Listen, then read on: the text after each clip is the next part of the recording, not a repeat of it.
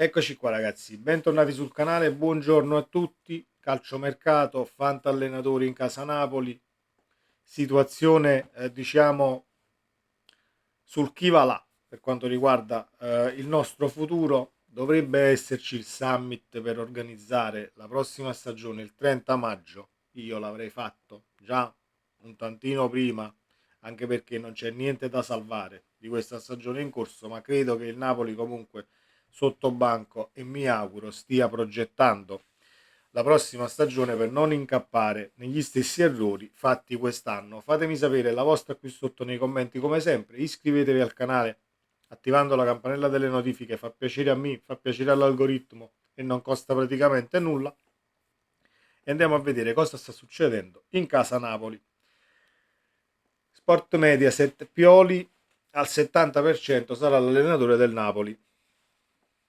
Bene, io credo che il Napoli stia facendo come l'anno scorso, si parte da qui per gli allenatori e poi in base a chi non accetta si va sempre al ribasso con la terza, la quarta e la quinta scelta. Pioli molto probabilmente per me, per quanto mi riguarda, può essere la quarta scelta dopo un fantomatico Conte che potrebbe ritornare, Gasperini, lo stesso italiano che molto probabilmente verrà preferito a Pioli, sempre diciamo incastrando le coppe, i trofei che potrebbero arrivare in casa Viola e anche in casa bergamasca, visto l'Atalanta in finale di Europa League e la Fiorentina in finale di Conference.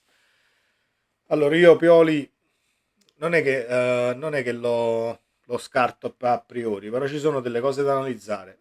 Si stanno riempiendo tutti la bocca, sì, Pioli ha vinto uno scudetto, il Milan è sempre lì, eccetera, eccetera, con una squadra comunque diciamo rivedibile in alcuni ruoli a livello tecnico.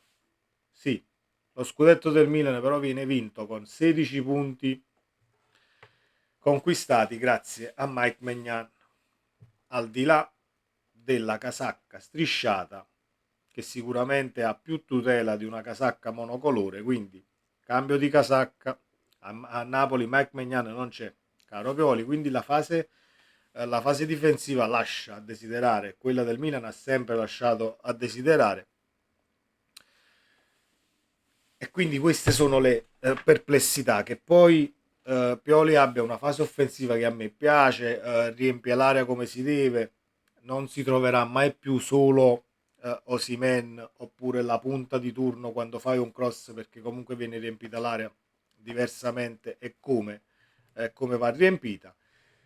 Però c'è appunto una fase difensiva che fa veramente acqua, acqua da tutte le parti, almeno anche quest'anno ho visto dei gol che ha preso il Milan imbarazzanti, sicuramente non tanto quanto quelli che abbiamo preso a Napoli, però queste sono le mie perplessità su Pioli. Gasperini, per Cassi ha detto Gasperini ha un anno di contratto ancora fino al 2025 con noi, quindi non serve parlare di allenatori, di Napoli, eccetera, eccetera.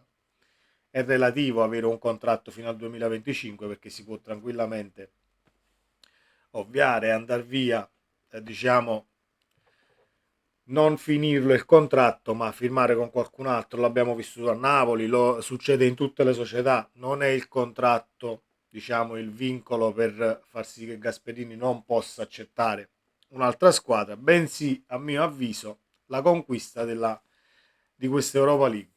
E in finale con il Bayer Leverkusen semplice non è portare l'Europa League a casa, però nel caso dovesse vincere il trofeo Gasperini credo che il ciclo all'Atalanta possa concludersi alla grande e al limite cercare aria nuova, stesso l'allenatore per rimotivarsi, per trovare altri stimoli, eccetera, eccetera. Quindi credo che sia legato un tantino al futuro dell'Atalanta in questa Europa League possibile vincente, anche se il Leverkusen al momento è ingiocabile. Il Leverkusen è ingiocabile, però per la legge dei grandi numeri vinci, vinci, vinci, vinci, una partita puoi anche perderla.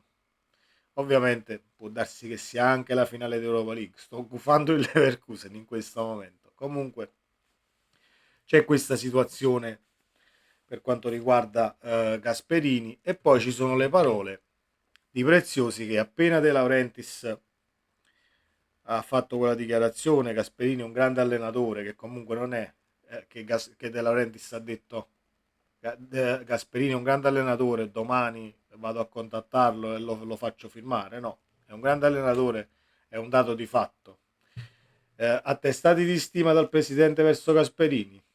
Nemmeno, perché lo sappiamo già da tempo che è stimato dal presidente, quindi non sono attestati di stima sul momento di mercato che stiamo vivendo, e Preziosi non ci mette, diciamo, tantissimo a ribattere. Presidente del Genoa, se potessi dare un consiglio a Gasperini, dice Preziosi, gli direi di non andare da De Laurentiis. Non è semplice lavorare col presidente. So che già qualche anno fa ci fu una trattativa tra di loro e non se ne fece più niente.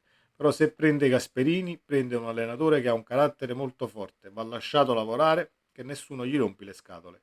Secondo me andare a Napoli è la cosa più bella che possa capitare ad un calciatore ed un allenatore, ma è solo difficile lavorare con De Laurentiis.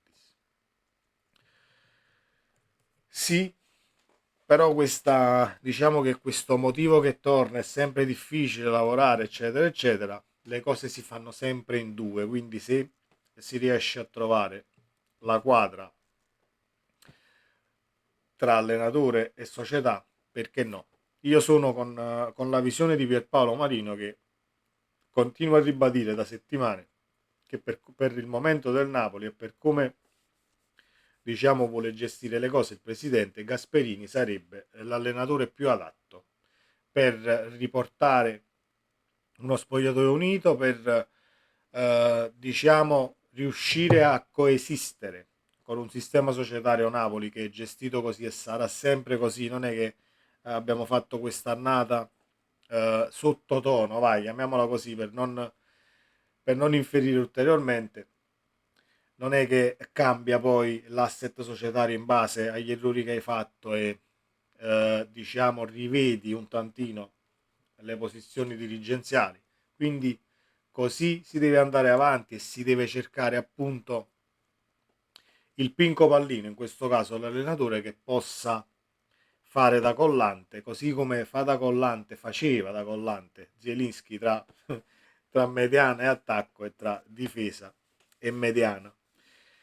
Speriamo di non steccare la scelta e che venga a Napoli un allenatore motivato per rimettersi in gioco e rimettere a posto quello che non è andato quest'anno. Il calciomercato, almeno a quanto si legge, i soldi che il Napoli dovrebbe incassare dalla cessione di Osimhen sono 100 e più milioni, e allora si sta fantasticando tre colpi da 100 milioni eccetera. Si parlava di Buongiorno, Sudakov e Dobrik del Girona, ma non rientriamo nei 100 milioni. Però non mi trovo con le cifre, perché 50 e più Sudakov, a 40 milioni chiudi sicuramente Buongiorno, siamo già a 90.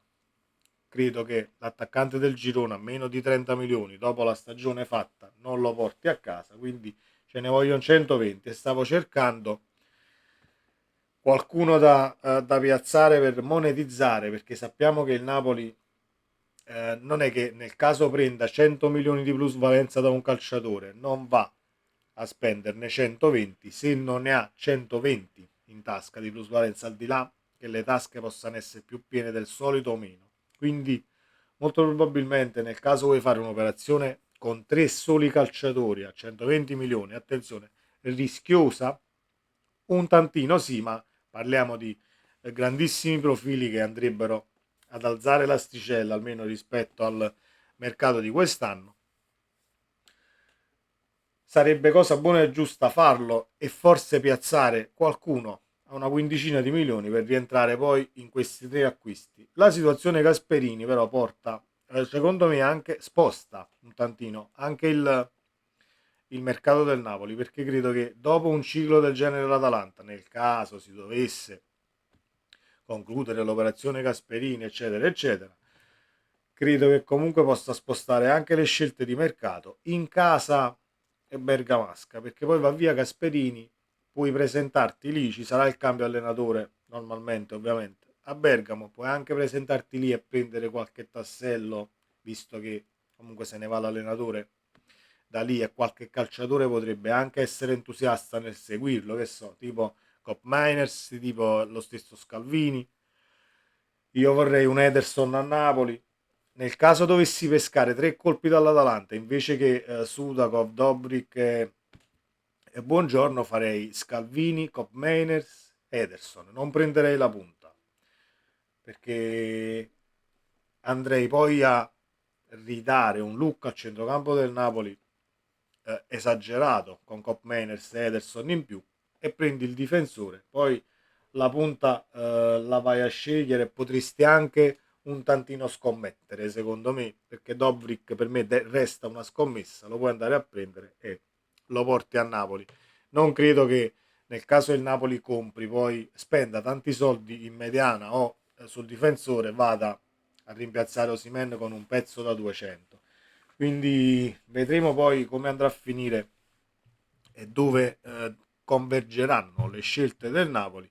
Fatto è che non vi aspettate, io sto solamente commentando queste notizie perché comunque sparano cazzate dalla mattina alla sera, e sto solo dicendo la mia per ragionarci su. Ma non credo che il Napoli vende Osimhen e va a prendere una punta a 50-60 milioni. Togliamocelo dalla testa. Ho letto ovviamente dichiarazioni su David. Ci sono alcuni media e addetti ai lavori francesi che sconsigliano il calciatore per quanto riguarda l'aspetto tecnico, perché è diverso da Osimhen, è più, diciamo che ha più doti in rifinitura rispetto ad Osimhen, meno in finalizzazione per quanto riguarda la fisicità, il colpo di testa, il far reparto da solo. E poi parlano tutti di un prezzo altissimo per Jonathan David per quello che vai a comprare. Vedremo il Napoli dove convergerà per quanto riguarda il posto Osimhen, ma io il problema lo vedo in mediana. E chiudo questo video perché anche la partita con l'Udinese, trovate il video appena caricato sul canale in ritardissimo, perché ho avuto, appunto spiegato, ho avuto e sto avendo problemi ad un molare del giudizio che mi sta dando veramente filo da torcere da domenica sera. E il problema del Napoli è in mediana, perché anche contro l'Udinese, quando Anghissà non gira e quando hai un Caiust dall'altra parte, i due esterni di centrocampo che comunque peccano nella prestazione o a livello di qualità tecniche, in un 4-3-3 che diciamo fa da fondamento su questi due ruoli, diventa difficile poi creare e coprirsi quando ci si deve coprire. Fatemi sapere cosa ne pensate qui sotto nei commenti. Andremo avanti con i contenuti e vi ribadisco ancora: iscrivetevi al canale se non l'avete ancora fatto, è gratis, e attivate la campanella delle notifiche. Sempre Forza Napoli, ciao!